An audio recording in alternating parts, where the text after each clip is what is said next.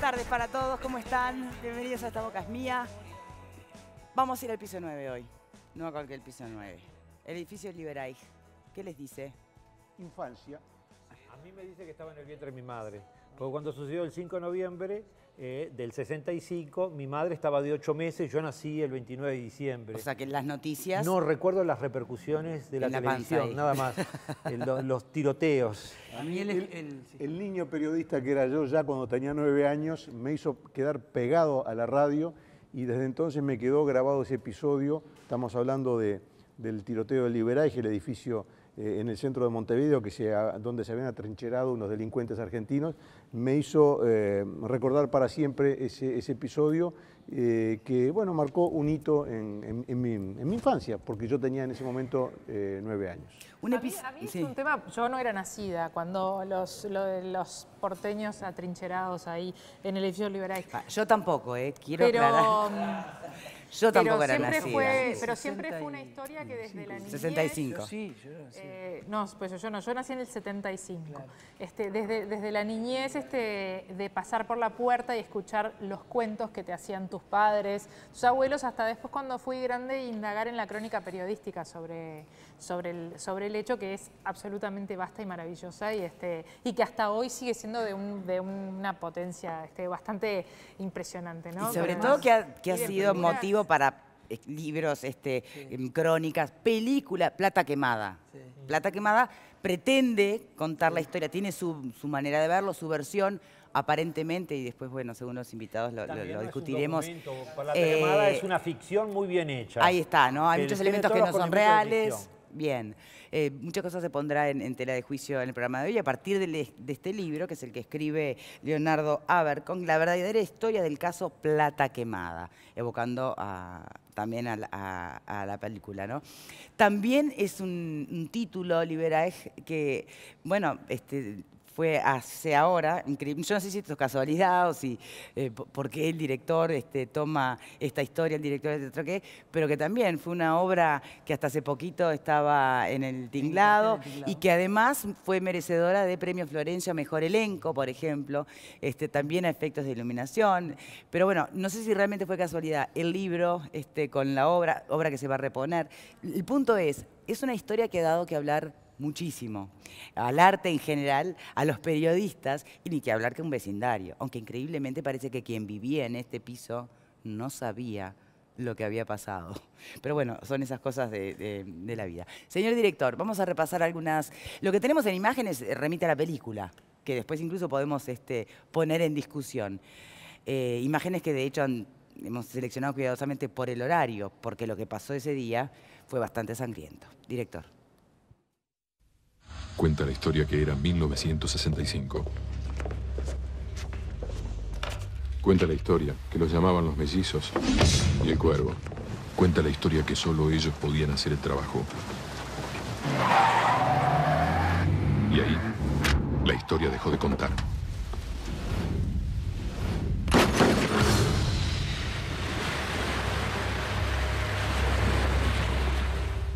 De la foto, ¿no? Están en todas partes. Saben que estamos acá. Nuestra discreción se vuelve esencial. Somos mudos. Somos invisibles.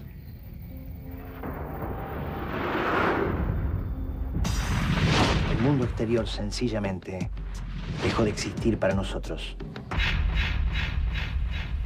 ¿Qué me mirás? ¡Las luces! Nos estaban esperando. Si no fuese por Ángel. Tenés que elegir. Plata Quemada. Nunca hubiesen llegado tan lejos si no hubieran estado tan cerca. Cuando venga lo peor, yo te aviso. Insisto que esto es una forma de contar la historia. Historia cuya verdad, en realidad verdad, más absoluta, no sé si hemos llegado o llegaremos algún día. Un intento, imagino, es el libro de Abercrombie. Bienvenido. Gracias por acompañarnos en el día de hoy. Y a su lado José María Novo, que es el director de la obra de teatro. Liberáis Piso 9, obra a la que hacemos referencia en el comienzo del programa, que ha merecido el Florencio a fines del año pasado, a mejor elenco y a mejor diseño de luces. Blanchett, sí. Ahí está, exacto, de Blanchett, a quien aprovecho y le mando un saludo. Y obra que será repuesta el mes que viene, ¿no? Exactamente, a finales de febrero vamos a estar reponiendo ahí en el Tinglado, en Colonia Martínez y Martínez. Bien, no sé por dónde empezar. Porque tal vez para muchos puede ser un episodio conocido, porque se los contó su familia, porque lo vivieron de chicos, de cómo fuera, Y algunos de más grandes. o tal vez, o para muchos tal vez sea un episodio desconocido. Y que leer, por ejemplo, que el 5 de noviembre de 1965, tras enfrentarse a más de 350 policías durante 16 horas, asaltantes argentinos, los nombres, terminan siendo abatidos atrás de una puerta de un apartamento.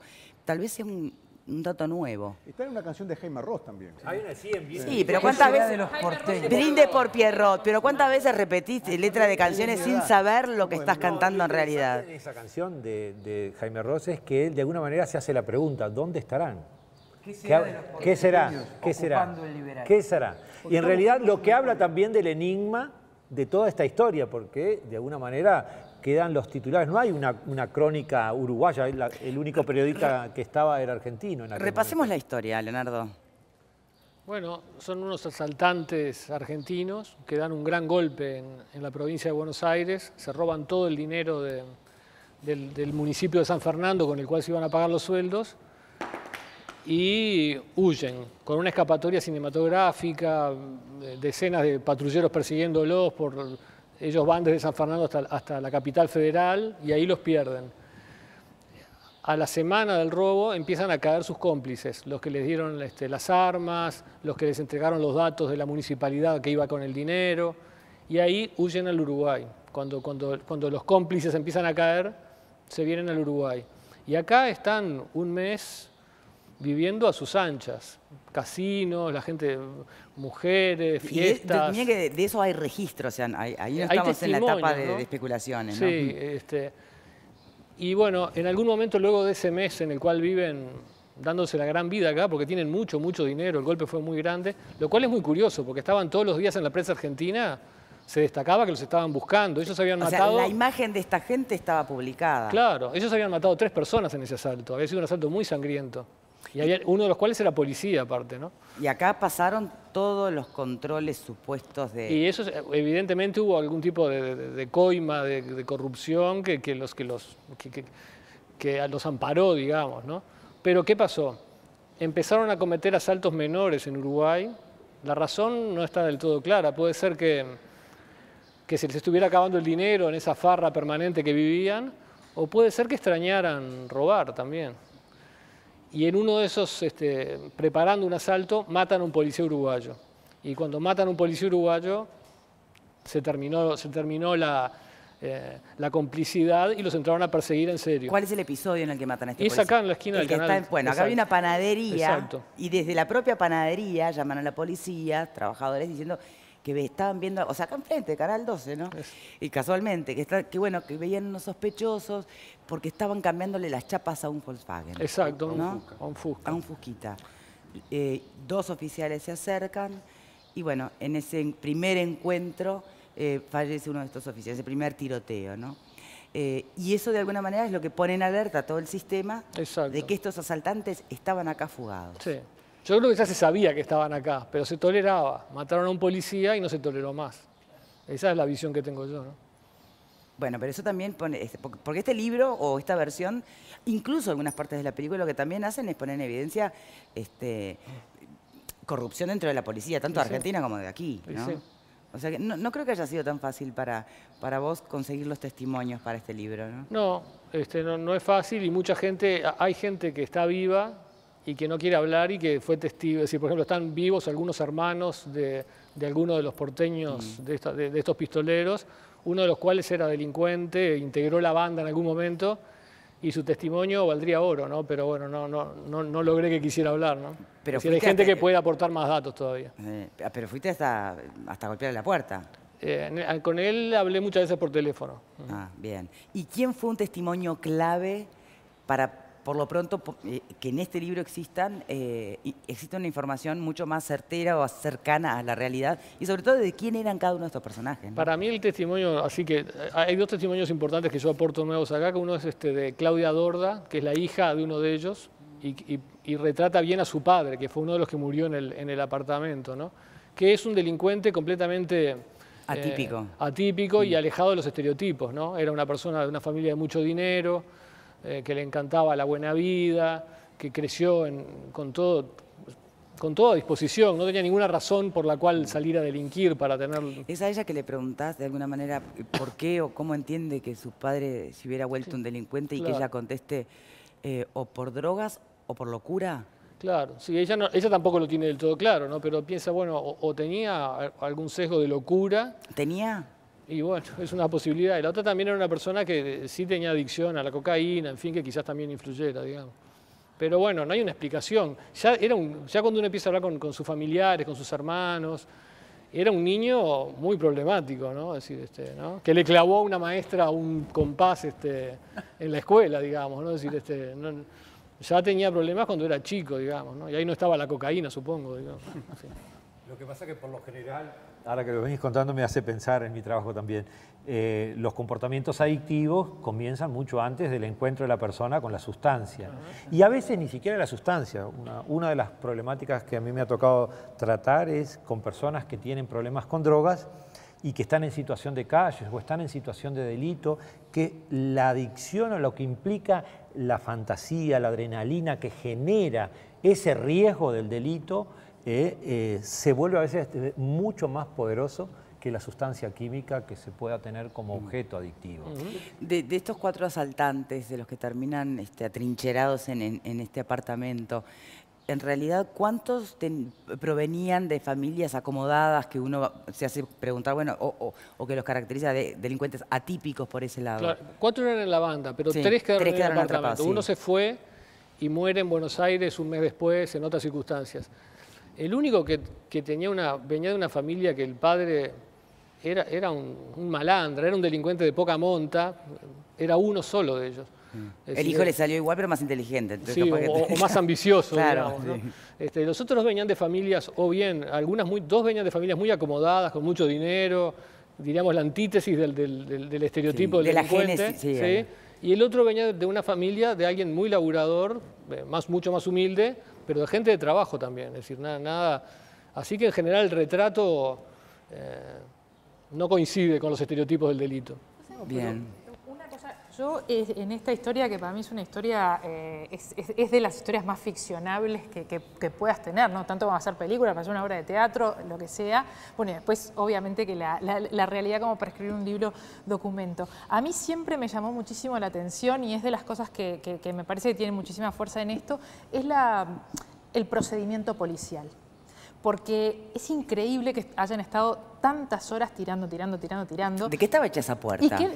Y que después, que además no podían ponerse de frente a la puerta porque los pistoleros estaban en guardia en la puerta para tirar si se acercaban.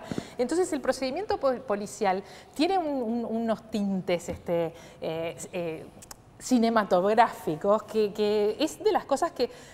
Cuando leo historias del Liberace, se me pasan por alto de repente las personalidades de los pistoleros, porque el foco se me va directamente a la historia de ese procedimiento que después se operó desde el bar de la esquina. Bueno, Leonardo podrá contarlo porque lo investigó, pero para mí es de las cosas más maravillosas para contar, de esas historias que si las agarra un periodista, ¿cómo las puede contar, ¿no? Yo me quisiera detener en un aspecto, porque ese que plantea Eleonora es muy interesante, pero en el abordaje anterior, en la personalidad de los delincuentes y ese estereotipo que no refleja casi nunca la realidad, el hecho de que los delincuentes provienen de sectores bajos de la sociedad. Hace poco se dio la película El Clan Puccio, por ejemplo, donde el jefe, digamos, de la banda criminal era una persona de alto nivel social y de gran poderío económico. O sea, no es correcto, me parece a mí, ir por ese lado. Lo que sí me parece es que nosotros tenemos una cierta renuencia, digo nosotros en general, a enfocar el tema desde el punto de vista de la existencia del mal.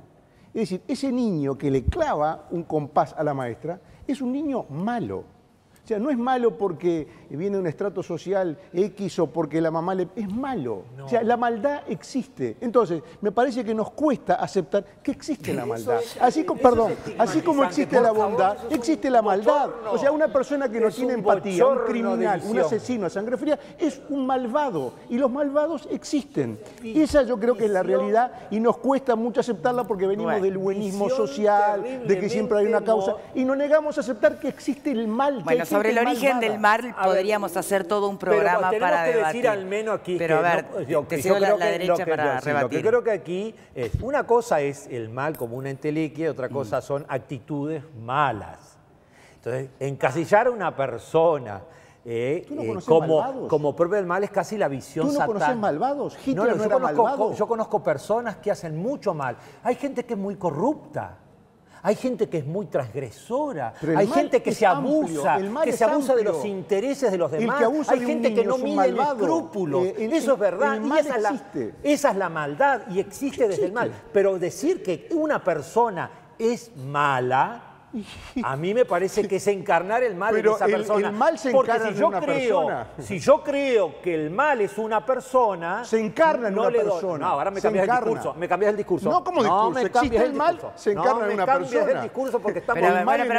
Perdón. ¿Pero no hay gente mala, Fernando? Hay gente que tiene mucha maldad y actúa con maldad muy y hace mucho daño a los demás. Y otra cosa es decir que un niño es malo. Eso es otra cosa. Hay un niño que tiene comportamientos inapropiados y vaya a saber de dónde viene alguien que... Hay mucha violencia encarnada en un niño, puede haber mucha violencia encarnada. Un torturador es una persona malvada. Señores, nos estamos yendo del eje. Lo que aquí había atrás de una puerta eran 3 asaltantes que ya habían matado a 3 en Buenos Aires, que se habían robado mucho dinero, que eran prófugos.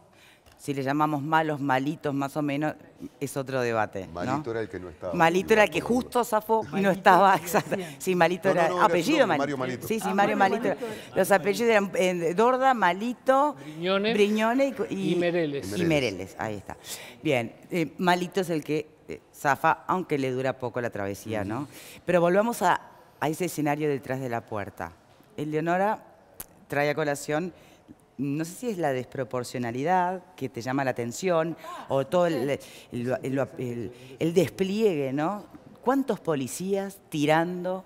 ¿Bajo la orden de quién? ¿Reunidos en torno a qué mandato? ¿Qué es no. Historia del hombre. Son cientos, son entre 350 y 500, no hay una cifra exacta. Sí, es algo delirante. Y todos tirando y también trajeron lanzallamas que no anduvieron, trajeron una trepanadora de UTE, tiraron cócteles molotov, quisieron inundar el apartamento con manguera de los bomberos. Se hizo... ¿Para sacar a 3 personas? Claro, pero no sabían quiénes eran ellos 3 y qué determinación que tenían, que es parte de... ¿Qué situaciones tenía la policía para un acto así tan...? Algo te querían mostrar. No, cuando fueron a buscarlos, fueron menos. Pero fueron policías importantes, ¿no? Fue la cúpula de la policía de Montevideo a tocarles timbre y decirle que estaban rodeados, que se entregaran. Habían matado a un policía. Uruguay Yenta, que era un comisario.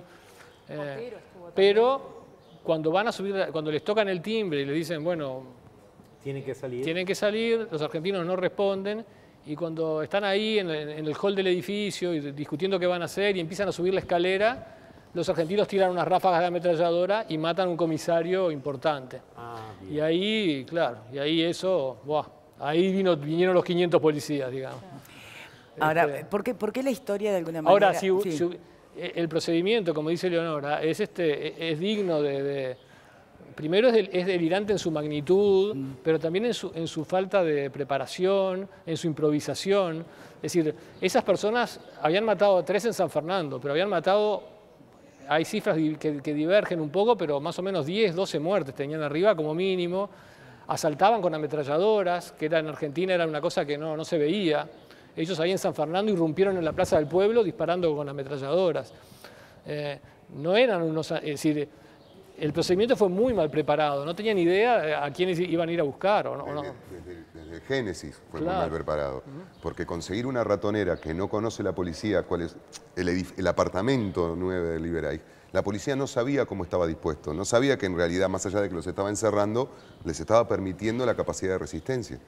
Desde ahí empieza el error. Planos o piden planos del edificio mucho rato después Sí, de que final. hubo tiroteo, y ahí 15 horas después piden llegan los planos planos. del edificio. Pero no evacuaron el edificio y después incluso Hay relato de alguna vecina que es impresionante. Claro, tiraron cócteles molotov que hicieron incendiar el apartamento con gente en los edificios, en los apartamentos al lado. Podría haber sido una catástrofe. Claro, Esto empieza a las 10 de la noche y recién a las 5 de la mañana empiezan a vaciar el edificio. O sea, hubo gente que se fumó todos los gases lacrimógenos durante todas esas horas en el edificio. ¿Encontraste sobrevivientes, vecinos? Sí, hay gente que... ¿En el apartamento 7? ¿No fue en la presentación de tu libro? Sí. En la presentación de mi libro pasaron... Ese es otro capítulo, pasaron muchas cosas. Varias cosas, pero apareció una vecina también. ¿En el apartamento 7? Sí, apareció una vecina que contó cosas interesantes. Y también, bueno, no sé si lo querés dejar para después lo otro. Sí. Aparecieron hijos de las víctimas. Hijos de uno de los policías fallecidos, hijo de uno de los asaltantes. Hubo intercambio allí de... ¿Cómo? Terminó en un abrazo con lágrimas el episodio.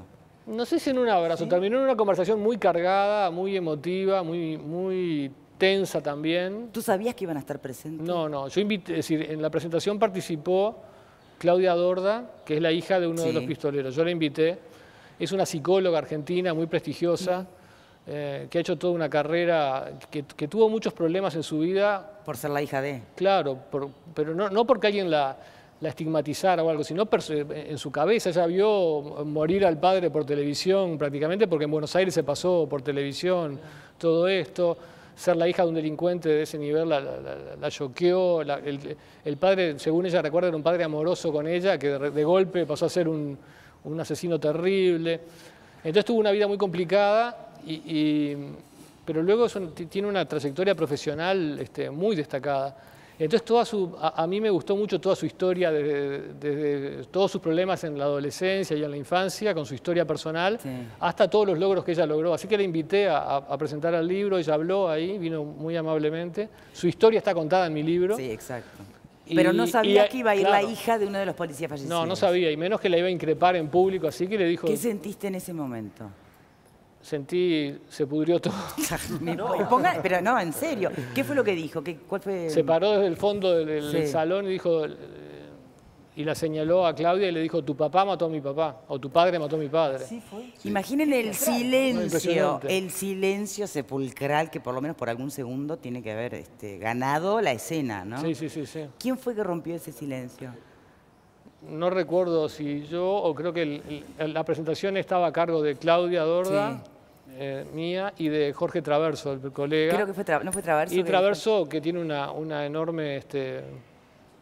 Cintura, cancha. Sí, creo que así está el mundo, amigo. Imagínate, no. Creo que fue él el que las invitó a charlar o también que hizo una reflexión. No se podía responsabilizar a los Exacto, hijos eso, por lo que hacían los padres. De que los hijos nunca son responsables de las cosas que hacen los padres, ¿no? Y es verdad. Los hijos sufren el dolor de los actos de sus padres. Y de alguna manera lo que estaba allí era el dolor de dos hijos, que son dos historias independientes. Bien, pero si vos sos la hija del policía fallecido y no pensás si te parás y decís algo... Y yo no pasé por esa experiencia, pero a veces cuando hay rencor acumulado, muchas veces el rencor guía hacia lugares mucho más arriesgados. En el caso particular de Gabriela Aranguren, que era la hija que es la hija de Horacio Aranguren, que fue un policía que murió. Un policía que muere en el tiroteo, una de las víctimas de los porteños. A nosotros fue a ver la obra también. ¿Fue a ver la obra? Sí, fue una experiencia muy intensa también, porque es una obra que lleva una energía determinada y nos pasó que el día que ella estaba, sin que lo supiera el resto de la sala, había otra energía en la sala. ¿Pero lo sabían los actores? Sí, los actores sí lo sabían. Hay que decir, yo a veces me pregunto, ¿hay que decirle a los actores, al elenco, cuando en la sala hay, sé que los estoy sacando el tema por un momentito, pero cuando en la sala hay alguna persona que a vos te consta, su sensibilidad puede estar realmente puesta a prueba por la obra, ¿hay que decirle al elenco? Mira, en realidad, y eso me tocó a mí como director, por eso te pregunto. Como la obra trata lo más fiel que se pueda de reproducir este tiroteo, y hay momentos que pueden impresionar a las personas que no tienen nada que ver con el tiroteo. Nos imaginábamos que la impresión que podía llevarse alguien que está tan atado al tiroteo podía ser mayor. Era como mi responsabilidad avisarle a los actores que podía llegar a haber algún tipo de problema en la sala. Igual, en la inconsciencia propia del actor, se dieron cuenta en el momento de la escena final, en el tiroteo, Rafa Beltrán, que es el que hace el personaje del Nene Brignone, sale y se siente en las ráfagas de metralleta y en ese momento él dice, estoy matando al padre de la señora que está sentada en la última fila. Mirá que, fue como muy fuerte. No, pero pará, ¿cómo? ¿Pero lo dice? No, nos lo dijo a nosotros después. No sea malo, no. Fue lo que sintió, que le provocó también, a partir de ese momento en la obra, que todos estuvieran como en una alerta distinto. No, fue la reflexión de él en ese segundo que él sale y entra. El actor en realidad en escena le da para pensar 40.000 cosas, además de acordarse de su letra. No lo dijo en escena, no. Y aparte, después de la función, también ella pidió para hablar con el elenco. Y también fue una carga emotiva tremenda. Porque hay una cosa, en el caso de Gabriela Aranguren en particular, que hay que tomar en cuenta, es que ella todavía no había cumplido un año. Ella, la imagen real que tiene de su padre son las fotos que publicaron los diarios de la época de un cadáver siendo bajado por el frente de un edificio. Unas fotos muy dramáticas aparte. Total. Porque lo bajan por una escalera por el frente del edificio y está el cuerpo... Es como una camisa. Hoy, por ejemplo, jamás podría circular una imagen así. No, o por lo menos sería muy condenada. Ni así, ¿no? Ni de los pistoleros muertos adentro. Tampoco, exacto. La tapa del País, por ejemplo. Porque mucha gente recuerda la tapa de Al Rojo Vivo de aquella época. Y fue una de las primeras tapas que nos llegaron en el proceso de investigación para la obra. Pero cuando a nosotros nos llegó la tapa del País, el que pueda y tenga acceso en la Biblioteca Nacional, vayan a verla. Las que no fueron publicadas, que están en los archivos de los diarios, de ellos muertos y desnudos, que es como muy impresionante. Además de que estén muertos, cuando están desnudos, es como son imágenes muy impresionantes que algunas no se llegaron a publicar, pero las fotos existen. La tapa del País son primeros planos de las caras acribilladas. Hoy no se podría concebir esa reunión entre Gabriela y el elenco. ¿Tú estabas presente? Sí. ¿Y cómo arranca esa reunión? A nosotros nos pasó una cosa muy particular en la obra. Una de las cosas que nos pasaba cuando leíamos el texto y trabajábamos es que también... sobre el texto de Leonardo, perdona, pero no... nosotros trabajamos sobre una obra de teatro de Rosa Álvarez, que es una uruguaya que vive en Argentina, que se basó mucho en el texto de Abercrombie, porque más allá de esto que están contando, hay 2 o 3 hallazgos que hace Leonardo que están geniales con respecto a la interconexión del mundo criminal uruguayo y el mundo argentino. Se basó en el texto de Abercrombie y se basó también en 2 o 3 textos, aparte de estudiar en la biblioteca y hacernos llegar todo el material después cuando estábamos trabajando. Bien. Y una de las cosas que nos pasó cuando va Gabriela es que nosotros teníamos mucho temor de cómo iban a sentir, por ejemplo, las fuerzas policiales que fueran, lo que nosotros planteábamos en la obra. Porque la mayor crítica es la inoperancia que existía. La corrupción le pegaba a todos lados también, porque también estaba todo el tema del juez. Sí, casi. Del juez que llevó el caso también, el juez Pedro Púrpura, ¿no? Y lo que terminó siendo. O sea, la corrupción pegaba en todos lados, no solo en la policía. Hay veces en que cuando nosotros quedamos con la imagen decimos la corrupción estaba en la policía. La corrupción estaba en todos los ámbitos, también en el pueblo, también en la gente de a pie que subalquilaba a precios astronómicos con tal de darles un aguantadero a ellos. La corrupción estaba presente en todos. Pero lo que más deja en claro, tanto el texto de Leonardo como la obra que nosotros hacemos, es la inoperancia policial. Entonces nosotros teníamos mucho temor de lo que iba a pasar. Todo esto va porque... ¿Fueron policías a verlo ahora? Bueno, fue Moll, que es como el padre postizo, que es quien resulta herido por la bala que mata a Aranguren. La bala que mata al padre de Gabriela le atraviesa la boca al padre de Gabriela y hiere en el hombro a Moll, que le salva la vida a un camillero metiéndole un dedo para que no se desangre. Que sobreviviente, estuvimos el año pasado en la Escuela Nacional de Policía en un evento en donde habló y contaba que, claro, la locura del operativo, lo mal manejado que estaba. Pero claro, para nosotros no sabíamos cómo iba a tomar la policía eso. Y a la segunda función va Moll. y sale y encuentra una compañera del teatro y le dice, está bien, está hecha con respeto, está bien, es así, yo sobreviví a eso, y se fue y no sabíamos ni quién era hasta que después nos sentamos a tomar un café. Y fue Moll y fue gente cercana a Gabriela la que convencen a Gabriela de ir, de Gabriela Aranguren de ir. Entonces, claro, nosotros estábamos sobre aviso. Pero aparte estábamos sobre aviso porque Gabriela llegó muy movida y muy conmocionada, porque Gabriela va muy cerca, aparte del 5 de noviembre, del aniversario. Que la reflexión que nos pasaba a todos también es, nosotros estamos haciendo una obra que por coincidencia justo fue en el 50 aniversario de un hecho policial. Pero ese día en particular no fue el 50 aniversario de un hecho policial, era el 50 aniversario de del la muerte fallecimiento del padre. Claro. Entonces, la energía era otra. Y teníamos muchísimo temor los del elenco de poder haber ofendido la memoria de. Y no, fue un diálogo súper emotivo en donde nos agradeció el respeto con el que se trata la figura del padre, pero sin duda es un tema que la tiene marcada. Pero, a fuego. Eso es parte de la psicología humana. O sea, yo vivo una experiencia traumática, esa experiencia me va a acompañar, salvo que para eso existen las terapias también, para poder reformular el impacto del pasado sobre nosotros y poder efectivamente sanar y seguir andando. Entonces, cualquier cosa que me remita al pasado y a un pasado que tiene que ver con una experiencia de dolor, y un niño de 1 año no tiene otra conciencia que la pérdida de su padre, aunque no lo haya conocido, porque el dolor de la pérdida de su padre se expresa en su madre, se expresa en los honores que después recibió por ese acto heroico.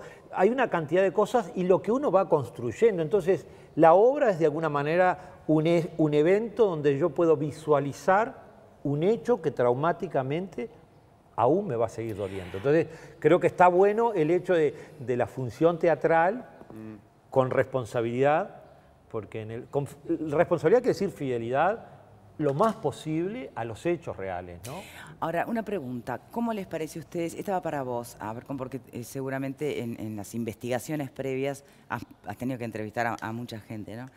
¿Cómo les parece a ustedes que estaba ubicado en el imaginario colectivo esta banda, este grupo de asaltantes? Porque muchas veces hay hechos que no por mérito de ellos, sino por errores de otros, terminan enalteciendo o poniendo como héroes, ¿no? Ocurre muchas veces con los villanos. Hay historias de villanos que se vuelven famosos. Eso fue la hija de la agente Aranguren, en la presentación de mi libro también, luego de que le dijo eso a Claudia Dorda, también reprochó eso, digamos, como que permanentemente son puestos los delincuentes como modelos o como... De resistencia, ¿no? Sí. De algún modo creo que Jaime Ross lo ha dicho, ¿no? Que Jaime Ross ha contado que recorriendo boliches y para inspirarse, para escribir la letra de Brindis por Pierrot, encontró que los tipos eran recordados por su coraje, por su determinación a no entregarse, claro, por preferir, por su resistencia. Y sí, eran tipos horribles, mataron mucha gente, hicieron cosas muy malas, pero de algún modo ese coraje en el último acto también quedó marcado. ¿Qué opinan ustedes sobre ese tema? Porque es la misma pregunta que puede transferirse a delincuentes muy famosos que encuentran una bancada, digamos, en la sociedad en la que viven y en el mundo, depende, pueden ser muy famosos incluso. De cierta forma hay una cuando en realidad historia. estás apoyando a un delincuente, ¿no? Entonces... De cierta forma, Victoria, hay como una historia previa en nuestros países, tanto en Argentina como en Uruguay, que tiene que ver con el anarquismo expropiador y que vale la pena leer el libro Los anarquistas expropiadores de Bayer, de Osvaldo Bayer, creo, ¿no? Que está muy bueno porque eran personas realmente sanguinarias, ¿no? Recordamos el famoso asalto al Cambio Mesina, que creo que es de los años 30, ¿no? Que entraron a sangre y fuego, mataron a un portero, entraron matando al Cambio Mesina, que está ahí en la Plaza Independencia, que estaba ahí, ¿no? Y esto marca todo como un trayecto que tiene que ver mucho con lo ideológico libertario, que es propio de nuestra idiosincrasia. Corregime, Leo, si me equivoco, que vos lo habrás estudiado muy bien.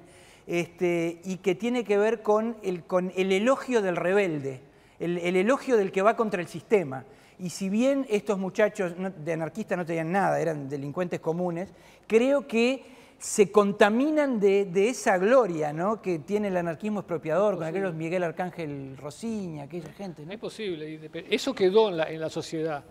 Yo en el libro me cuidé mucho de no caer en eso, digamos. Para mí, digo, no hay juicios morales baratos en el libro, pero tampoco hay un retrato que los glorifique, digamos, ¿no? Porque los hechos son los hechos, digamos, gente que mató a 10 personas. Al revés, todo el contar la previa, cómo organizaron lo del asalto en San Fernando y todo eso ahí en esa parte yo creo que si, está bien, si vos tenías una idea de cómo eran esos delincuentes o los mirabas y decías, uy, qué rebeldes, mira cómo aguantaron.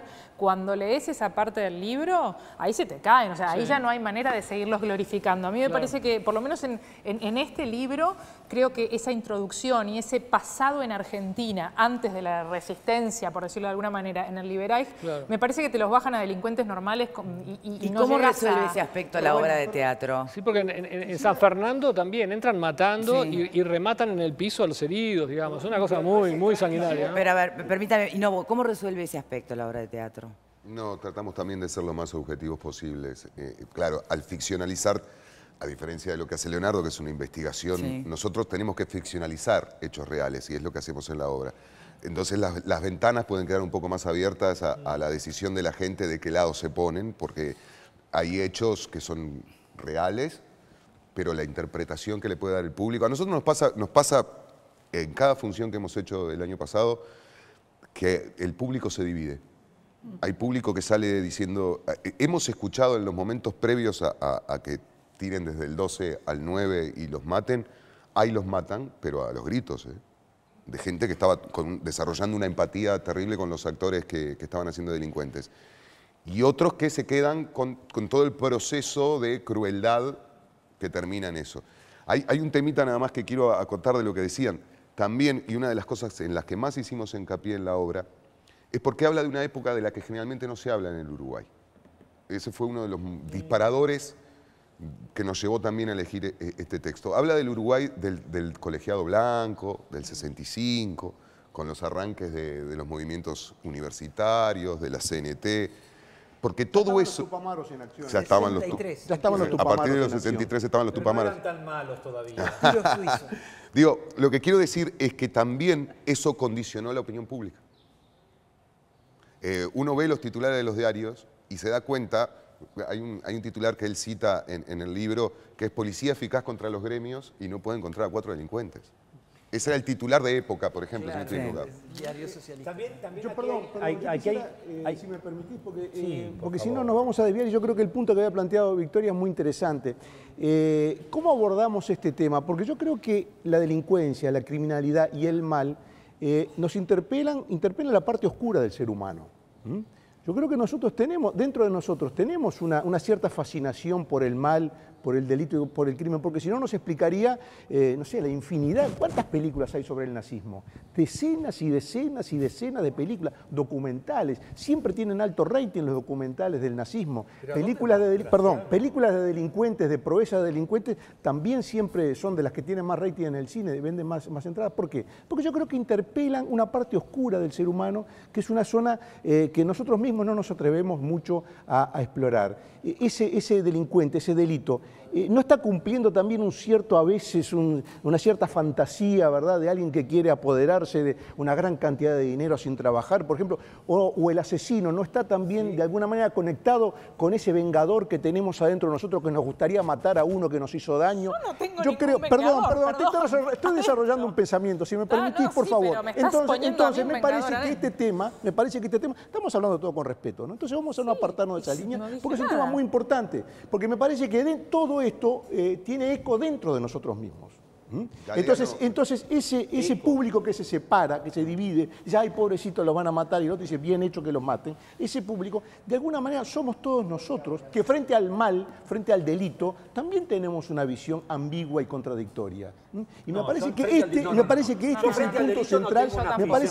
punto central, Bueno, yo te digo mi punto de vista. Está bien, pero me parece que este es el punto central. Desde hoy Mario Novo quiere decir algo sobre lo que está planteando Graciano. Yo simplemente quiero nombrar a Galeano, que hace toda una crónica de este hecho, en uno de sus cuentos breves de las primeras publicaciones, y que más o menos Galeano versa sobre lo que él está diciendo con respecto a, ante la posibilidad del delito, cómo acciona el ser humano. Eso es de lo que habla Galeano en su relato, ¿no? Galeano arma un cuento con partes de la crónica policial de este hecho del Liberaí. Él es testigo real. Él es testigo real, de eso lo cubre como periodista, por más que estaba freelance, lo cubre como periodista. Y Galeano toma dos personajes que tienen la sospecha de que parte del botín está encerrado en un colchón y cómo reaccionan ellos frente a ese colchón. Creo que el tema de la posición contra de la posición que toma la persona frente a estos hechos es una de las cosas que cuestiona Galeano y es una de las cosas que nos pasa. Yo creo que el 90% de la gente que dice ay, pobres, los van a matar, se olvidaron de todo el resto. Se quedaron con los centenares de policías afuera. Claro, y la pero ¿con qué inferioridad. empatizan también con algo que es muy humano. Yo creo que aquí tiene que ver con el tema, el fenómeno fotografía. Muchas veces yo me puedo empatizar con alguien desde un aspecto, tomo una fotografía y totalizo la fotografía en la situación. El mismo fenómeno se da del otro lado. Cómo la sociedad mira y a través de la prensa, de esas fotografías tan sanguinarias que se presentan, es una forma también de lectura. ¿Quiénes son estos que aparecen aquí destrozados? Son aquellos que destruyeron, que no sé qué, que mataron, que robaron. Mírenlos, acá están. Mírenlos, mírenlos bien, los vencimos. Me haces pensar que en el Montevideo colonial, contado esto por Milton Esquinca en Boulevard Sarandí, qué interesante cómo el esclavo que se escapaba le cortaban la cabeza y exponían su cabeza en la plaza pública hasta que se pudriera. Pero lo hicieron los romanos con las crucifixiones. Que tiene que ver con... la foto en el diario tiene que ver con eso también. Portate bien porque vas a terminar. A ver, los romanos cuando tenían dominio, en principio de la era cristiana, los romanos que tenían dominados, ¿qué hacían? Crucificaban. El crucificado era un ser, o sea, se exponía para que el delito de sedición ni siquiera se el mensaje, ¿no? No era un delincuente común, era aquel que atrevía a transgredir el régimen establecido. Y ni siquiera tenía derecho a ser enterrado ni nada. O sea que lo que era una muestra de una forma de control social, de terrorismo de Estado. En el libro de Leonardo y en la obra se replica, que es también un gran hallazgo del libro cuando demuestra claramente que hay partes de la novela de Piglia, de Plata Quemada, que es un plagio. Toma una crónica de la época, porque estamos hablando de esto, y es muy imponente también pensar que el jefe de policía sacan al único que sale herido de un disparo, los otros tenían 19, 16 disparos, sale uno, y el jefe de policía entre la multitud, le pega una trompada en la camilla y levanta la mano diciendo yo le di el último puñetazo a esta bestia, rodeado de gente. Ese era el Montevideo del que estamos hablando, El jefe de policía rodeado. Por eso también digo, es un operativo que no podría existir bajo ningún aspecto. ¿Quién titulaba lo del Gatillo Alegre en Buenos Aires? En todo este aspecto porque hubo una cosa muy salvaje al final, que fue el jefe de policía golpeando a Mereles moribundo, mostrando el puño, y luego se abalanzó la horda a pegarle, ¿no? Y mientras algunos policías trataban de llevarlo a la ambulancia, otros le pegaban patadas. Hay quien dice que le dieron vuelta a la camilla para que se cayera, en fin, eso puede ser también. Es decir, es una escena cinematográfica brutal, es algo impresionante, ¿no? Todo eso en Buenos Aires se relató más crudamente, que la prensa argentina lo relató con más crudeza que la prensa uruguaya, que lo relató pero un poco le bajó, porque era muy brutal, ¿no? ¿Se transmitió por la radio? ¿Hubo algún pasaje de esas 16 horas? Sí, se transmitió por televisión. Por televisión también. Sí, fue Canal 4. René Jolivet. Jolivet, mirá. Sí, René Jolivet está. Y por la radio también. Y después los policías, hay policías, por ejemplo, Uruguay Yenta cuenta que ellos... los policías tomaron posiciones en la vereda, en las azoteas, en otros apartamentos. Y, por ejemplo, en el apartamento que él estaba disparando, escuchaban la transmisión. Dice que los tiros sonaban 2 veces, en el tiro y en la radio, digamos, ¿no? Es una cosa... Ahí está René Jolivet, en esa foto. Mira, a ver si Ese es René Jolivet. Si la podemos poner en pantalla, director. Finalmente, ¿cómo terminan venciéndolos? Porque, bueno, luego de esas horas, a un policía, a un jefe, Pascual Cirilo, se le ocurre pedir los planos. Es decir, ¿cómo es posible, piensa, que después de estar tirándoles 16 horas no les pegamos nunca? Entonces pide los planos, traza las líneas de donde están disparando y encuentra el lugar al cual no le están, es decir, atrás de una puerta es el único lugar al cual no pueden, las balas no llegan, y entonces en secreto manda a 2 tiradores de la Metropolitana a que a través del tubo de aire del edificio lleguen a un lugar desde el cual pueden disparar a ese punto. Y disparan a ese punto y efectivamente era ahí y los matan. Es decir, con unas ráfagas de ametralladora, ¿no? Y cuando no escuchan más tiros desde adentro hacia afuera es cuando se deciden a entrar. Y entran y ahí ocurre toda esta escena de esa horda que se lleva a Meirelles, que le pega, se roban todo lo que hay ahí adentro, se roban las armas, nunca aparecieron, las ametralladoras. Si había plata, bueno, habría si había plata, se robó. Ese es el punto de ficción, ese es el punto de ficción de la historia. Exacto. Lo que lo hace tan atractiva, ¿qué pasó? Porque en el fondo creo que también... Son en realidad los cabos sueltos que permiten a la ficción desarrollarse. Bueno, sí, pero ¿qué quiero decir? A ver, los puntos no resueltos, los puntos ciegos, son los que hacen que se pueda construir y convertirse en un mito popular. Porque mientras no esté dilucidada la realidad totalmente, voy a poder seguir construyendo sobre ella. Exacto. No, es que aparte el juez Pedro Púrpura dictaminó que el procedimiento había sido impecable. Claro. Juez famoso por otros temas después, ¿no? Bastante sórdidos, pero en este caso en particular, él dictaminó que todo el procedimiento había sido impecable y el único arma que se encontró fue un 38 viejo atrás de una puerta. Ocurre que pues, de no haber declarado como declaró el juez, una interrogación, interrogar a la policía y sobre todo al periodo en que nadie acusó recibo de la existencia de estos asaltantes que estuvieron un mes viviendo acá, implicaba destapar muchas ollas. ¿O no? Es que, bueno, fueron al juzgado a declarar, hubo una instancia judicial, hubo policías que fueron a declarar, pero todo quedó en nada, todo se archivó, digamos, no hubo responsabilidades, ¿no? Les robaron hasta la ropa, porque las primeras fotos están los cadáveres vestidos y las últimas fotos están desnudos. Es decir, esa locura de gente que entró ahí se llevó todo, hasta la ropa de los muertos. Digo, es algo brutal. Y ni hablemos de preservar la escena del crimen, para nada. Imposible porque aparte entró la policía, pero después entró público común. Entró la gente también, claro. La anécdota del portero cobrando entrada para que la gente recorra la escena del crimen es genial. Y estamos hablando de la misma noche que después del tiroteo, empezará la excursión de gente. Y el portero empezó a cobrarles entrada, que terminó preso porque la policía dijo, deja de cobrar entrada. Pero como la gente se agolpaba en el edificio y quería ir, la policía organizó una jornada especial de visitas. ¿Se dan cuenta que se parece más al realismo mágico de García Márquez y todo esto que pasó?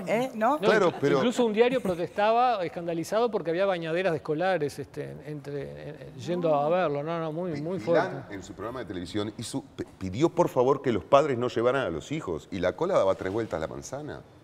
De padres con niños recorriendo la escena del crimen. Y ahí volvemos a lo que estábamos conversando segundos atrás, ¿no? Gracias, Pilar. Lo que ocurre con estos hechos, que tienen que ver con la violencia, con la criminalidad, despiertan, algunos le llaman morbo, que no sé si remite directamente a lo que tú planteas, es una opción. Bueno, pero el morbo es otra cosa. No sé si remite directamente a la mirada interior de cada uno sobre los hechos. Lo que pasa es que es también para mí el huevo de la serpiente, ¿no? En el sentido de Berman, porque nosotros acá estamos a 7 años de la dictadura y de alguna manera esa pasión por lo morboso está preanunciando una sociedad que se está metiendo de lleno en una escalada de violencia guerrillera. ¿Y cambió mucho hoy el morbo? Y de escalada y de represión militar. ¿Creen que cambió mucho realmente el efecto del morbo en las personas hoy? Pero me parece que es más por lo excepcional que por lo morboso. Más por lo excepcional. Creo que es más por lo excepcional. Mezclado con morbo, pero es el hecho de que haya 300 policías en la puerta de un edificio, más que morbo es algo inusual. Entonces ese tipo de cosas y que después la gente vaya a ver, nunca... Imagínate que debe ser algo que nunca viste en tu vida. ¿Vos alguna vez viste el lugar del crimen o la escena del crimen de tal manera como se mostraba ahí? y con el portero cobrando entrada, pero quiero decir, no estamos habituados a eso. Y más allá de que te pueda mover el morbo, creo que también hay un tema con hechos excepcionales que pasan una sola vez. Pero a ver, no es excepcional. Porque nunca más vas a volver a verlo que porque me parece. Está claro desde el lugar de lo excepcional, pero y desde lo ordinario y cotidiano. Por algo siguen teniendo más rating las noticias policiales, por algo todas las películas son súper taquilleras cuando tenés a un narco como protagonista, ¿no? O sea, por algo muchas mujeres se enamoran a través de cartas con personas privadas de libertad. Eso en Estados Unidos, porque es un fenómeno increíble. Hay algo que persiste, que no se remite a la época. Hay una manera también, hay una manera de exorcizar el mal, es un fenómeno.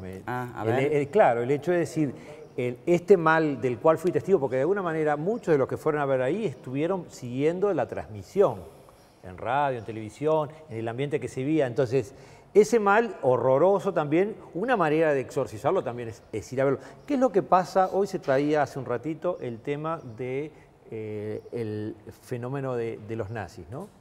Y entonces en el fenómeno de los nazis también los campos de concentración fueron cosas terroríficas. Y en la transición a ese lugar y visitar esos lugares y ver una hora del horror, también era una forma de decir, esto no suceda más. Esto de alguna manera lo rechazo, aún lo sigo rechazando. Y creo que también esta crueldad no es muy distinta de la que ha vivido el Uruguay. O sea, todo lo que fue las guerras entre 1850, ¿no? la guerra de las divisas, era de una crueldad. Hubo hace poco una obra de teatro que llevó la Comedia Nacional sobre no me acuerdo exactamente. ¿Tierra Purpúrea? Exacto, esa misma. Donde de alguna manera mostraban aquella terrible crueldad y el morbo de ver, también, como una forma de amedrentar conducta. Porque si tú ves esto, cuando yo estoy exhibiendo, también estoy diciendo, esto es lo que hace la ley y no sé qué. Yo no creo que sea así, pero cuando hay corrupción detrás, vale todo. En el caso de Liberace en particular fue así y literal. Los titulares eran, este es el fin de los malditos. Por única vez muestro cuáles eran los titulares.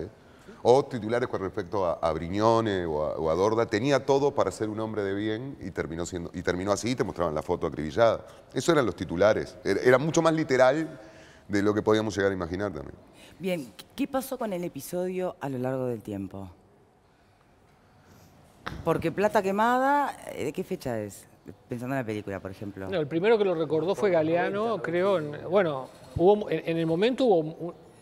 Pasado el momento, digamos. Creo que Galeano, no sé de qué fecha es el texto de Galeano, pero no son muchos años después. No, creo que de son 67, pocos años después. 68, por ahí.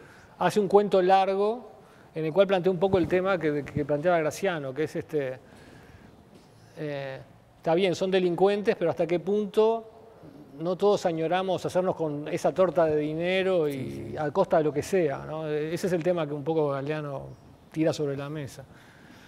Y luego el tema, no creo que haya habido ninguna otra... Claro, como lo dice Galeano no dicen nada, como lo digo yo me dicen de todo. No, pero a ver, pero mi pregunta es concreta, señores. Tú hiciste de mal una entelequia y la encarnaste en el ser humano, es distinto. Por favor, a ver si podemos llegar a una respuesta frente a la pregunta que hacíamos recién. Es lógico que en el momento hubo mucho revuelo y mucha expresión sobre el tema, pero pasan muchos años. Sí, después de Galeano creo que no hay ningún abordaje a fondo hasta que viene Plata Quemada. ¿Y eso qué fue en el 2000? 90 y pico, ¿no? 97 o 98. Sí. 97 creo que gana. Bien, o sea, pasan muchos años. ¿Y ese episodio se deja ahí solo? Sí, pero estaba... ¿No se avivó ningún escritor, ningún cineasta? Jaime. Ahí está, se avivó. Lo que pasa es que cuando está en el imaginario colectivo, cuando se recuerda, hacer una ficción de lo que se recuerda no es taquillero tampoco.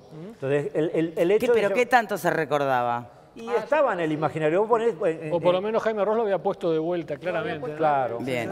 Tenemos que hacer la primera pausa, si me permiten. Vero, buenas tardes. Muy buenas tardes, Victoria. El gusto de saludarte a ti y a todos. La pregunta de hoy es, ¿Conocés la historia del Liberaj? Y nos podés contar enviando un SMS al 1212 con la palabra Boca 1 por la opción sí y Boca 2 por la opción no. También pueden enviar sus comentarios a través de nuestro mail a estabocasmia@tele12.com o comunicarse a través de nuestro Twitter @estabocasmia12 o a nuestro Facebook estabocasmia12. Si quieren además que su comentario salga al aire en la pantalla, tienen que enviar un mensaje de texto con la palabra Boca, dejan un espacio y lo mandan al 1212.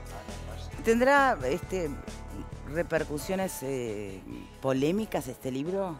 Nada que no estés habituado, pero digamos, este también lo tendrá. Pasó una cosa muy curiosa que fue que apenas salió el libro, una semana después que salió el libro, un personaje que yo como que lo rescaté, es decir, cuando ocurrió el episodio, la prensa uruguaya empezó a decir, bueno, ¿cómo había sido posible que estuvieran 30 días acá? Sí, exacto. Y empezaron a buscar a los cómplices uruguayos. Sí. Y empezaron a aparecer nombres de delincuentes uruguayos que los habían alojado, los habían escondido. Están en la prensa, pero han pasado muchos años y es difícil seguirle la pista, aparte de gente que sí está viva, pero fue delincuente, no tiene el teléfono en la guía, en fin. Sí. Pero aparecía un personaje llamado Blasi, que lo había alojado en su casa, que había ido a declarar al juez Púrpura. El juez Púrpura finalmente no le había encontrado mérito para procesarlo. Y a él sí lo encontré en Punta del Este, muy anciano, y aparece en el libro, cuenta cómo los escondió en su casa. Él rebaja un poco su participación. Él dice que él les consiguió un amigo que los escondiera, pero bueno, hay una escena muy increíble en la cual él cuenta cómo en agradecimiento los pistoleros se acercan a la cuna donde dormía su hijo recién nacido y le empiezan a tapizar de billetes como para agradecerle lo que había hecho. Y una semana después de que sale el libro, este señor Blasi, que tenía, cuando yo lo encontré en Punta del Este tenía 80 y pico de años, ¿no? Me hizo unas declaraciones muy jugosas que están en el libro. Es acusado de matar a su propio hijo, que era el hijo que estaba en la cuna. No. Y fue en una camioneta. En una camioneta. Es un caso notorio. Exacto. Y entonces fue algo increíble que el libro justo saliera y que Blasi, que había estado 30 años en las sombras totalmente, saliera el libro y reemergiera, y ni más ni menos que para matar a su propio hijo, del cual contaba la anécdota de los billetes en la cuna. Fue algo realmente, una operación de marketing increíble, digamos. Absolutamente. No deseable. No, obviamente, no es un chiste, ¿no? Pausa y ya venimos. Entre el olvido